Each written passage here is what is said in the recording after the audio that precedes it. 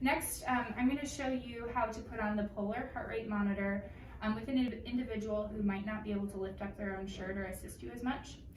For starters, we have the puck that attaches to this strap. You just want to make sure that both of those points are snapped into place. Next, you want to dampen the back of that strap just with a wet rag. Doesn't need to be soaking wet, just a little bit damp. So Austin, I'm going to wrap this around your chest and I'll get this put into place. So I'm putting it over the top of his shirt if he's not able to assist quite as much, and you can relax your arms down.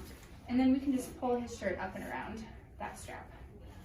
This also allows for a little bit more modesty if you have it with women who might not want to lift up their shirt and show their belly. Let's just move forward a little bit.